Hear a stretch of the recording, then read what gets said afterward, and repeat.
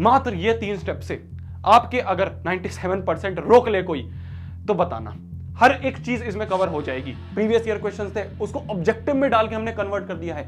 मैं डंके की चोट पे कह सकता हूं कि इससे अच्छा मटेरियल अगर कोई लाके दे दे, मैं नाम बदल दूंगा।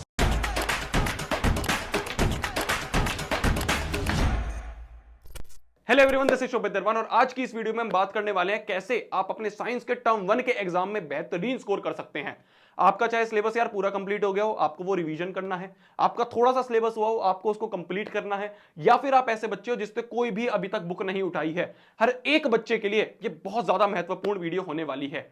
2 साल से ऊपर हो चुके हैं यार मेरे को ऑनलाइन एजुकेशन में, और मैंने ऐसे ऐसे बच्चे, लाखों बच्चे मैंने चैनल से जाते हुए देखे हैं। हर एक बच्चे ने जो जो चीजें मैंने उनको प्रोवाइड करी है, जो जो गाइडेंस मैंने उनको प्रोवाइड करी है, उन बच्चों ने उसका भरपूर फायदा उठाया है। और मैं ये चाहता हूं कि आप भी हर एक चीज जो मैं यहां पे आपको प्रोवाइड करूंगा उसका भरपूर फायदा उठाएं और अपने एग्जाम में, अब जब मैं गोल की बात कर रहा हूं, आपके टारगेट की बात कर रहा हूं, तो वो टारगेट मैं मानूंगा 98-99%, मिनिमम 95%। होता क्या है ना यार, बच्चे इसको मजाक में ले लेते हैं। बच्चे सोचते हैं कि ये सामने वाला यूट्यूबर है यार, ऐसे यूट्यूबर्स बहुत बोल देते हैं, 95% इतना आसान नहीं होता है लाना। और लोग हवा में बोल देते हो कि मैं प्रैक्टिकल बोलता हूं। मैं प्रैक्टिकल बात करने वाला बंदा हूं। सबसे पहली चीज है आपको अपने अंदर बिलीव करना है, ठीक है। ये जितनी भी स्ट्रेटेजी यहां पे मैं बताऊंगा, अभी आगे 15 मिनट जो भी वीडियो में बोलूंगा, वो जब तक एग्जीक्यूट नहीं हो पाएगी, जब तक आपको अपने अंदर बिलीव नहीं होगा। तो सबसे पहली चीज है बिलीव करना है। मैंने ऐसे ऐसे बच्चे देखे यार जो कि 8वीं 9वीं में 70% पे बैठे थे, अपने 10वीं के प्री बोर्ड में 75% पे बैठे थे, और वो बच्चे अपने 10वीं के बोर्ड के एग्जाम में 95% लेके आ रहे हैं। तो सबसे पहली चीज आपको अपने अंदर विश्वास डालना है कि हां, अभी तक कुछ नहीं हुआ है इस साल तक। 10वीं से पहले मैंने कुछ ज्यादा बड़ा नहीं उखाड़ा है, पर 10वीं में मैं उखाड़ के दिखाऊंगा। जो भैया बोल रहे हैं उसको लकीर मान लेनी है कि यार इस भैया ने ये चीज बोली और ये मेरे को एग्जीक्यूट करनी है। शुरुआत करते हैं आज की इस शानदार वीडियो की। यार मैं हर एक चीज तुम्हारे सामने बता रहा हूँ। तुम्हें एमसीक्यू से डर लगता है? मेरी जान, ये जो भैया तेरे सामने खड़ा है ना, इसने जेई क्रैक कर रखा है, ठीक है। हम इंजीनियर लोग हैं, हमारे सामने सिर्फ एमसीक्यूज ही जाते हैं पूरे दिन। जो जो एक्सपीरियंसेस है मेरी जेई के 2 साल के एक्सपीरियंसेस, अपनी इंजीनियरिंग के एक्सपीरियंसेस, कैसे हम उसके लिए पढ़ते हैं, एमसीक्यूज के लिए कैसे पढ़ते हैं, उसके लिए कौन कौन सी हम बुक्स रेफर करते हैं। यहां पे तुम देख रहे होगे यार, मार्केट में जितनी बुक मेरे को मिली, ठीक है, मैंने अपने खुद पैसे लगा के हर एक बुक यहां पे मैं लेके आया हूं, जिससे कि तुम्हें परफेक्ट वाली बुक यहां पे बता सकूं। और साथ ही साथ आपको क्या क्या मटेरियल इसके अलावा भी फॉलो करने हैं, जिससे कि आप अपना जो गोल है हमारा 98-99% का, उसको अचीव कर पाए। वो सब यहां पे मैं डिस्कस करूंगा। शुरुआत करते हैं आज की वीडियो की। सबसे पहले यार अपना सिलेबस देख लेते हैं कि क्या क्या चीजें आपकी रिड्यूस करी गई हैं और क्या क्या चीजें आने वाली हैं। स्किप मत करना एक भी सेकंड वीडियो का। मैंने तुम्हें अपना छोटा भाई बहन समझ रहा हूं, तुम मेरे को अपना बड़ा भाई समझो। एक भी सेकंड आपका वेस्ट नहीं होने दूंगा, ठीक है। हर एक सेकंड इसमें कीमती होगा। 15 से 20 मिनट की ये जो वीडियो है, ये आपके आगे आने वाले 15-20 दिन, कुछ हफ्ते बचा सकती है, इस बात की गारंटी मैं देता हूं। शुरुआत करते हैं। सबसे पहली चीज है यार कि आपका साइंस में कौन कौन से चैप्टर्स आ रहे हैं। सबसे पहला चैप्टर आपको पता है कि केमिकल रिएक्शन एंड इक्वेशन आ रहा है। इसमें आपका कोई रिडक्शन नहीं है। एसिड बेस एंड सॉल्ट, कोई रिडक्शन नहीं है इस चैप्टर में। पूरा का पूरा चैप्टर हमें पढ़ना होगा। तीसरा चैप्टर आता है अपना मेटल्स एंड नॉन मेटल्स, जिसमें कि अकरेंस ऑफ मेटल वाला जो पार्ट है, जो कि पेज नंबर 48 में है आपके एनसीईआरटी के, वो रिड्यूस कर दिया गया है, वो आपको नहीं पढ़ना है। आगे अगर हम बात करें लाइफ प्रोसेस चैप्टर की, तो इसमें कोई भी रिडक्शन नहीं है। पूरा का पूरा चैप्टर हमें पढ़ना होगा। लाइट की बात करें तो मिरर और लेंस फॉर्मूला का जो डेरिवेशन है, इसका एप्लीकेशन नहीं। कुछ बच्चे कंफ्यूज हो रहे हैं कि भैया क्या मिरर और लेंस फॉर्मूला पूरा हट गया है? नहीं, हटा नहीं है वो। उसके सवाल तो आएंगे पर उसकी डेरिवेशन नहीं आएगी, क्योंकि एमसीक्यू पेपर है। आखिरी अपना चैप्टर है जो कि human I and colourful world. इसमें पूरा का पूरा ह्यूमन आई का पार्ट हटा चुका है, लास्ट ईयर भी हटा दिया था। सिर्फ कलरफुल वर्ल्ड वाला पार्ट जो है वो आ रहा होगा, और वो जो प्रिज्म वाला पार्ट है वो हम देखेंगे। अब भैया ये सब चीजें जो है, इसका पेपर पैटर्न कैसा रहेगा इसको हम समझ लेते हैं। पेपर पैटर्न में सबसे पहली 3 चीजें मैंने मेनली देखी जो आपका सैंपल पेपर आया है। एक चीज है जो आपके एमसीक्यूज हैं, 4 ऑप्शन दिए गए, एक करेक्ट करना है, कोई नेगेटिव मार्किंग नहीं है। दूसरी चीज असर्शन रीजनिंग, इसमें बहुत ज्यादा बच्चों को परेशानी है। ध्यान से समझना, हर एक चीज बताऊंगा कैसे करनी है। केस बेस्ड क्वेश्चन, इसका प्रैक्टिस कैसे करनी है, कहां कहां से सॉल्व करने हैं, ये चीज मैं यहां पे बताऊंगा। तो भैया ये जो 3 चीजें आ रही हैं, इनके लिए पढ़ें कैसे, क्या क्या स्ट्रेटेजी हमें अपनानी है, क्या क्या चीजें हमें पढ़नी है स्पेसिफिकली, वो बताओ। हमारे पास इतना टाइम नहीं है, चलो जल्दी से देख लेते हैं। अगर मैं बात करूं किसी एक नॉर्मल बच्चे की, कोई एक एवरेज बच्चा है जो कि जिसके सामने मैंने ये बात बोल दी उसे कि भाई तेरे एमसीक्यू का पेपर आने वाला है, अब तेरे को एमसीक्यू के लिए तैयारी करनी है, वो नॉर्मल बच्चे को क्या करना है, अगर उसको वो चीजें नहीं पता है जो अब मैं आगे इसके बाद बताऊंगा, ठीक है, ध्यान से सुनना। सबसे पहली चीज होगी आपकी कि अगर आप कहीं पे कोचिंग में पढ़ रहे हो, तो उस कोचिंग के आपको नोट्स रिवाइज करने हैं। वो नोट्स ऐसे होने चाहिए जिसको पढ़ने के बाद आपको एनसीईआरटी पढ़ने की जरूरत ना हो। अगर वो ऐसे नोट्स नहीं है तो उसको करने का कुछ फायदा नहीं है, ठीक है। इस साल एमसीक्यू आ रहे हैं, एमसीक्यूज में जब तक आपकी एनसीईआरटी आपको कंठस्थ नहीं होगी, आप एमसीक्यू का एक भी सवाल नहीं ला पाओगे। तो आपको ऐसे नोट्स चाहिए होंगे जिसमें कि एक्सटेंसिव नोट्स हैं, एनसीईआरटी पढ़ने की उसके बाद जरूरत ना पड़े। तो या तो आपके कोचिंग में ऐसे नोट्स हैं, वेल एंड गुड, उसको आप यूज करोगे। अगर आपके पास ऐसे नहीं है तो आपको एनसीईआरटी पढ़ के खुद नोट्स बनाने पड़ेंगे। अब भैया इसके लिए भी टाइम नहीं है, बहुत कम टाइम हमारे पास बचा है, इस एक महीने में हमें सारे 5 सब्जेक्ट करने हैं।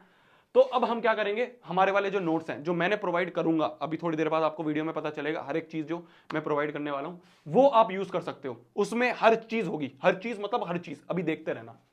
दूसरी चीज, आपको एनसीईआरटी के सारे इंटेक्स्ट जो एक्टिविटीज है और जो क्वेश्चंस है वो करने होंगे। भैया एनसीईआरटी इंटेक्स्ट एक्टिविटीज मतलब एनसीईआरटी आप पढ़ रहे होते हो, पढ़ते पढ़ते वो बीच में कई बार आते हैं ना कि पढ़ रहे हो और बीच में वो डब्बे से बनाते हुए आ गए जिसमें कि वो एनसीईआरटी के एक्टिविटीज बनी हुई हैं, एनसीईआरटी के कुछ क्वेश्चंस लिखे हुए हैं, ब्लू कलर के डब्बे हैं। वो डब्बे क्या हमें पढ़ने पड़ेंगे? बिल्कुल पढ़ने पड़ेंगे, उसमें से सवाल देखे हैं मैंने सैंपल पेपर में, वो हमें करने हैं। सारी एक्टिविटीज हमें वापस पढ़नी होंगी, साथ ही साथ हमें एनसीईआरटी की बैक एक्सरसाइज के सारे क्वेश्चन करने होंगे। ये एक चैप्टर की बात बता रहा हूं मैं। सबसे पहले नोट्स पढ़ लिए, एनसीईआरटी की एक्टिविटीज और क्वेश्चंस देख लिए। तीसरा काम होगा हमें बैक एक्सरसाइज के जो क्वेश्चंस हैं उन्हें अच्छे से कर लिया। फिर उसके बाद अब भैया हमें एमसीक्यूज की प्रैक्टिस कैसे करें? एमसीक्यूज भी तो आ रहे हैं इस साल। एमसीक्यूज की प्रैक्टिस के लिए सबसे पहली चीज होगी तुम्हारी जो एग्जाम्पलर के ऑब्जेक्टिव क्वेश्चंस हैं वो आपको करने होंगे। एग्जाम्पलर भैया क्या खरीदनी पड़ेगी? मेरी जान, मिनिमम खर्चा करवाऊंगा इस चैनल पे आया तो।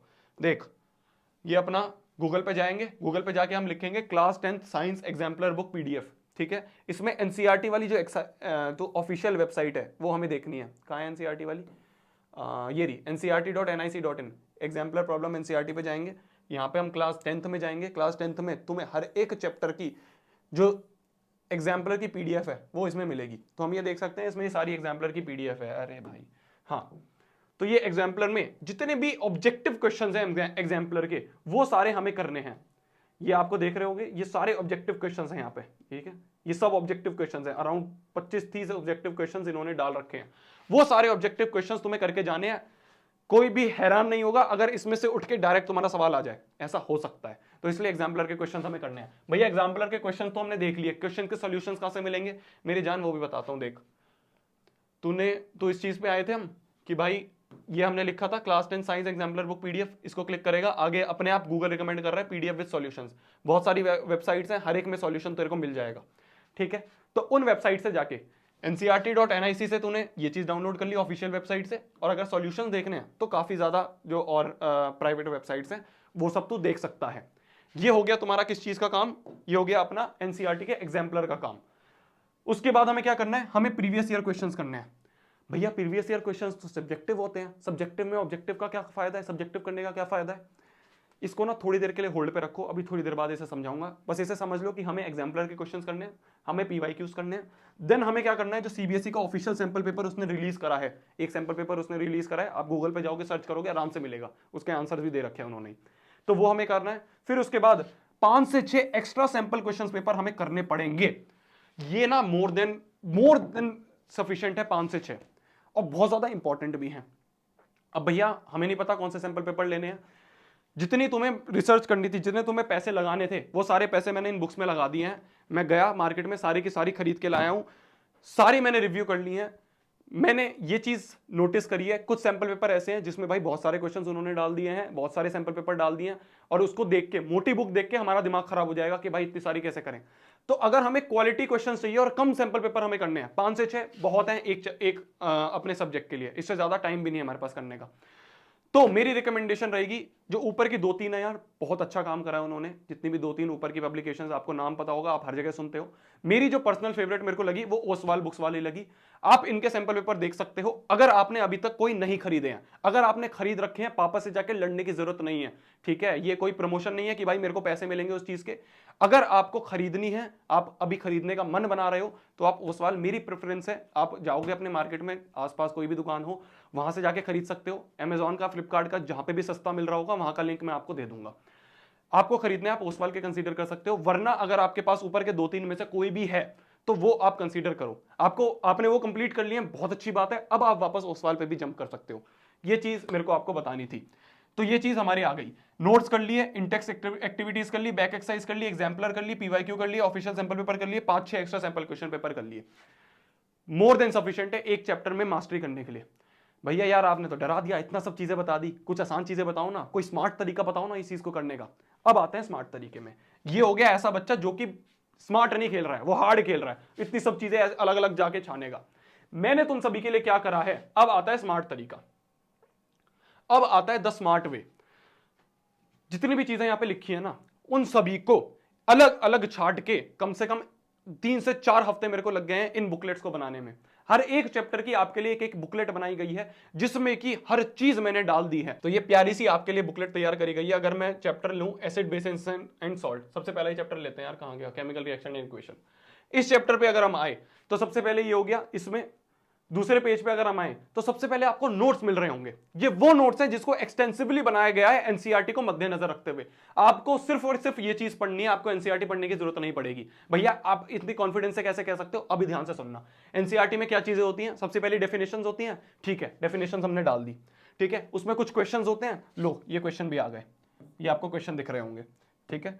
उसके बाद क्या होता है भैया इसमें, उसके बाद एनसीईआरटी में हम ये देखते हैं कि भैया उसमें कुछ एनसीईआरटी में एक्टिविटीज होती हैं। वो एक्टिविटीज ब्लू वाले ऐसे, ये जो डब्बा आपको दिख रहा है, इस ब्लू डब्बे में आपको दिख रही होती हैं वो एक्टिविटीज।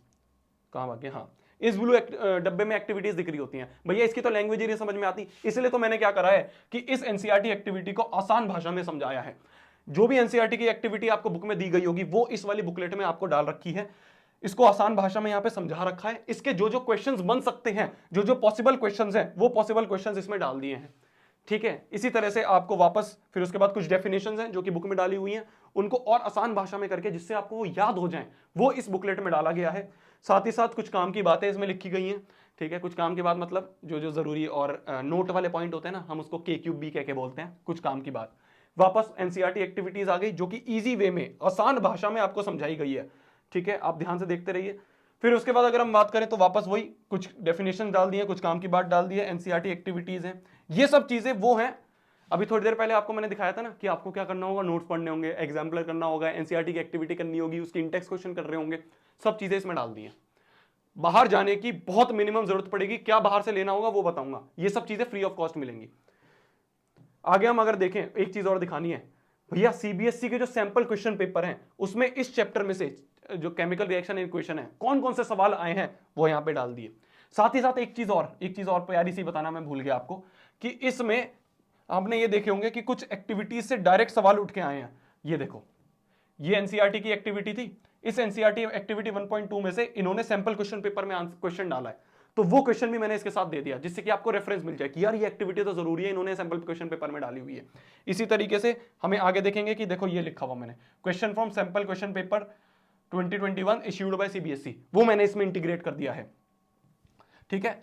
और जो चीज नहीं मिली हमें एक्टिविटी में, जो अलग से कुछ क्वेश्चंस आए हुए थे जो कि हमें उसमें मिले, वो हमने यहां पे डाल दिए इस वाले सेक्शन में। कौन सा सेक्शन, एक सेकंड बस, question from CBSE sample question paper 2021, ये सेक्शन आपका डाल दिया है। भैया इसके बाद क्या डाला है, एक चीज और रह गई है, वो ये एक चीज है सैंपल जो प्रीवियस ईयर क्वेश्चंस है। प्रीवियस ईयर क्वेश्चन भैया सब्जेक्टिव आते थे, इनको ऑब्जेक्टिव में कैसे कन्वर्ट करें, इतना टाइम तो हमारे पास है नहीं, मैंने कर दिया ना, तुम्हारा भैया किस लिए जिंदा है। कन्वर्टेड इनटू एमसीक्यू फॉर्मेट, जितने भी प्रीवियस ईयर क्वेश्चन है उनमें मैक्सिमम सारे के सारे मैंने एमसीक्यू फॉर्मेट में कन्वर्ट कर दिए हैं और उनको यहां पे डाल दिया है। आप देख सकते हो 2010 में 1 मार्क्स का क्वेश्चन आया था, ये सब्जेक्टिव क्वेश्चन था, इसको मैंने बैठ के ऑब्जेक्टिव में कन्वर्ट करा है आप सभी के लिए।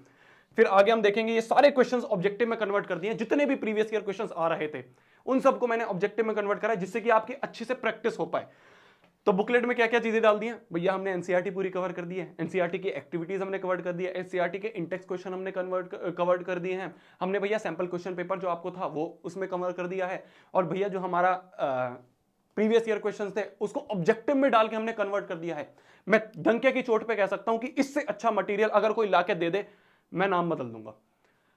हमारी जान निकल गई सिर्फ इन चीजों को बनाने में, 3 से 4 हफ्ते लग गए सिर्फ और सिर्फ एक सब्जेक्ट के लिए। साइंस के 6 चैप्टर के लिए ये 3 से 4 हफ्ते हमें लगे हैं।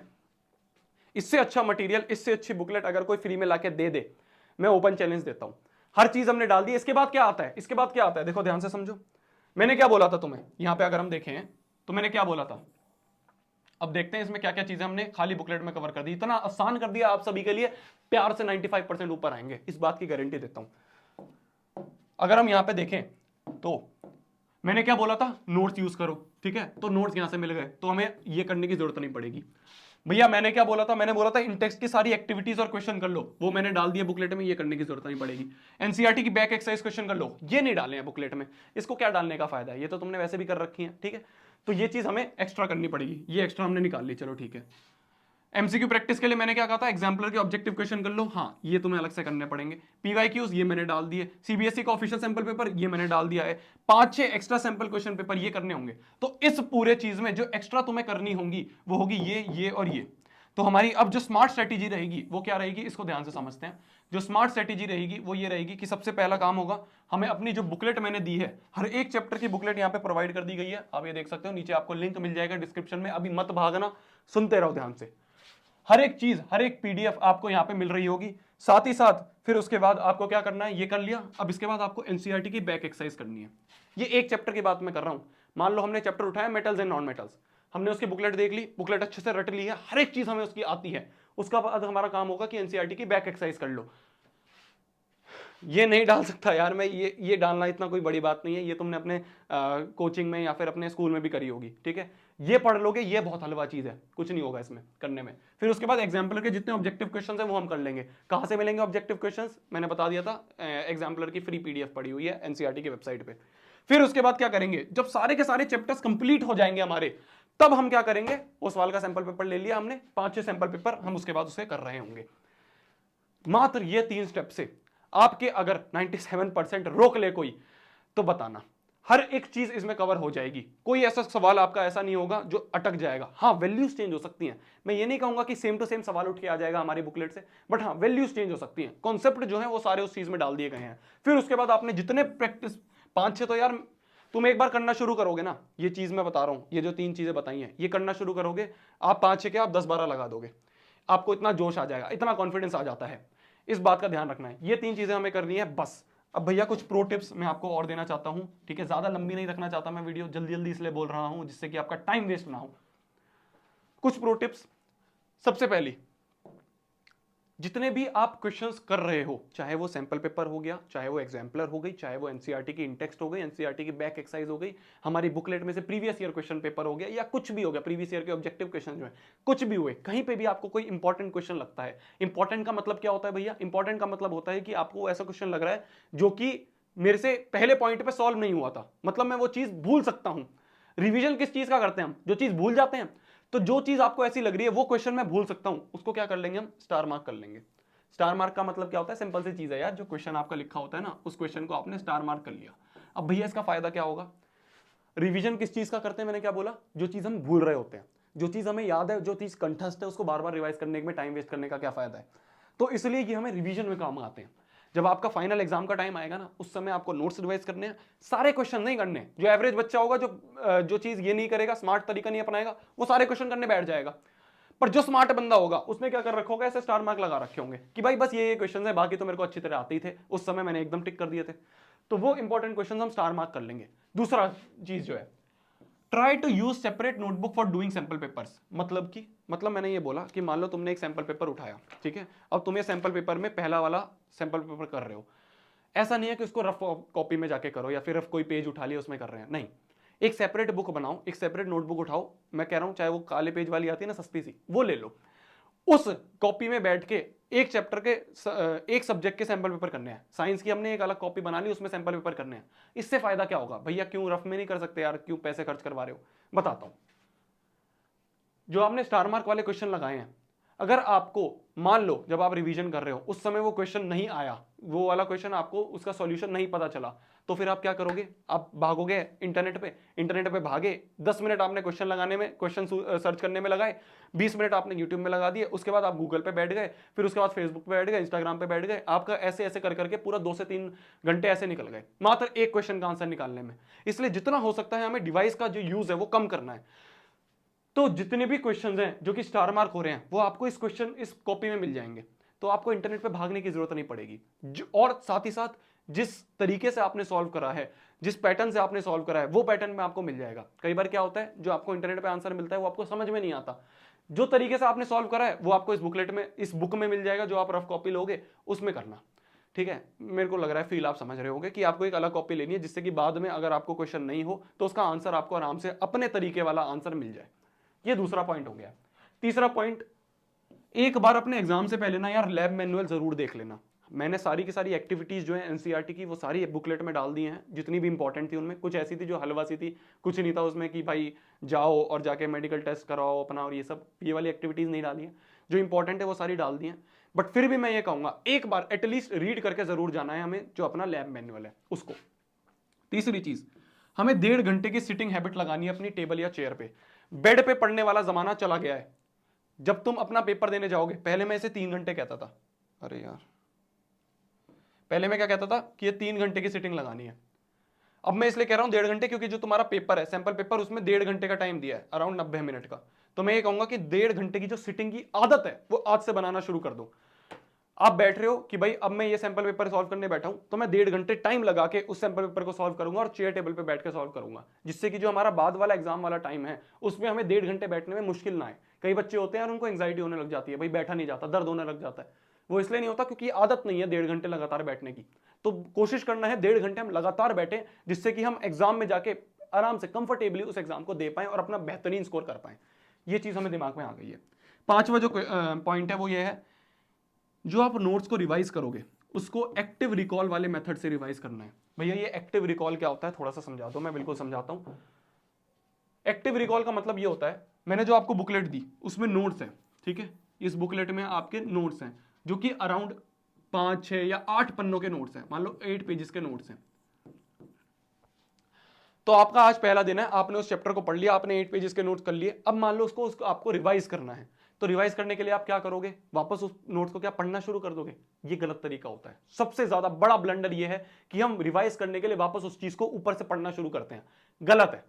जब भी आप किसी चीज को रिवाइज करने आ रहे हो, जा रहे हो या फिर रिवाइज करना चाह रहे हो, तो उस रिवीजन में आपको उस वाले पेज को देखना नहीं है, आपको दिमाग में रिकॉल करना है। रिकॉल मतलब याद करना है कि मैंने क्या पढ़ा था। ये साइंटिफिकली प्रूवन चीज है कि जब भी हम किसी चीज को अपने माइंड से ऐसे खींचते हैं, बाहर निकालने की कोशिश करते हैं कि क्या पढ़ा था, क्या पढ़ा था, क्या करा था, जब वो बहुत अच्छी तरह आपको याद रहती है। तो इसलिए आपको जब भी ये नोट्स रिवाइज करने हैं तो आपको क्या करना है, इन 8 पेज के नोट्स को कोशिश करो कि एक रफ पेज ले लिया, छोटा छोटा लिख के सिर्फ एक पेज में कन्वर्ट कर दो। चाहे रफ पेज में लिख रहे हो, ऐसी गंदी गंदी राइटिंग में लिख रहे हो, कहीं पे भी लिख रहे हो, यहां पे लिख दिया, यहां पे लिख दिया, यहां पे लिख दिया, यहां पे लिख दिया, यहां पे लिख दिया, यहां पे लिख दिया, बट कोशिश ये करो कि इस 8 पेज के नोट्स को कंसाइज करके एक पेज में बिना देखे इसे लिखने की कोशिश करो कि यार क्या लिखा था नोट्स में, क्या लिखा था नोट्स में, फिर ये लिखा था, फिर मैंने ये पढ़ा था, फिर मैंने ये पढ़ा था, फिर मैंने ये पढ़ा था। इससे क्या कर रहे हो, आप अपने दिमाग में से रिट्रीव कर रहे हो इंफॉर्मेशन को। तब आप बहुत अच्छी तरह उस पूरी इंफॉर्मेशन को याद रख पाओगे, और एग्जाम में जो बच्चे बोलते हैं ना कि भैया मैं भूल जाता हूं वहां पे, तब वो चीज नहीं आएगी। इसलिए ये चीज हमें ध्यान रखनी है। ये पूरी की पूरी स्ट्रेटेजी है जो कि आप अपनाओगे तो आपके जो 97-98% का गोल है वो तो क्या यार, आप 100 ले आओगे। ठीक है, एमसीक्यू का पेपर है, बहुत ज्यादा आसान है नंबर लाने, टिक करना होता है और आंसर आ जाता है। अब कुछ बच्चे जो कि उसमें घबरा जाएंगे, स्मार्ट तरीके जो है उसे नहीं अपनाएंगे और वो वहां पे मात खा जाएंगे। आपको स्मार्ट तरीके से चलना है और अच्छा स्कोर करना है। आसपास जितने भी ऐसे लोग हैं जो कि आपके टाइम वेस्ट करने में आपके भागीदार बन रहे हैं, या फिर ऐसे बंदे हैं जो कि आपका टाइम खा रहे हैं, वो आपका टाइम खाए उससे पहले उन्हें खा जाओ। मतलब कि उनको काट दो, खत्म कर दो। भाई नहीं, तू अपना काम कर, मेरे को अपना काम करने दे, मेरे पास टाइम नहीं है। मात्र 1 से 1.5 महीना बचा है, बेहतरीन स्कोर करना है। जो बंदे कहते हैं कि भाई आपके 10वीं 12वीं के मार्क्स नहीं आते हैं काम में, उन बंदों के खुद नहीं आए होंगे जब भी वो बोल रहे हैं। काम आते हैं, ठीक है। अपने अंदर एक कॉन्फिडेंस रहता है कि जब हम 10वीं 12वीं के मार्क्स देख रहे होते हैं कि हाँ यार मैंने 10वीं 12वीं में बहुत अच्छा स्कोर करा था, अब आगे मैं जो भी कॉम्पिटिटिव एग्जाम दूंगा या कुछ भी दूंगा तब भी मैं अच्छा स्कोर कर पाऊंगा। ठीक है, तो ये एक कॉन्फिडेंस लाते हैं। आपके फॉरेन एग्जाम्स हो गए, जो भी हो गए, बहुत सारी चीजों में एमबीए करने जाओगे वहां पे यूज होगे। हर चीज में आपके जो 10वीं 12वीं के मार्क्स है वो यूज हो रहे हैं। तो ये सोचना नहीं है कि भाई ये तो सिर्फ एक पेपर है ना, वन पीस ऑफ पेपर, ये फ्यूचर डिसाइड नहीं करता है, सब बुलशिट है।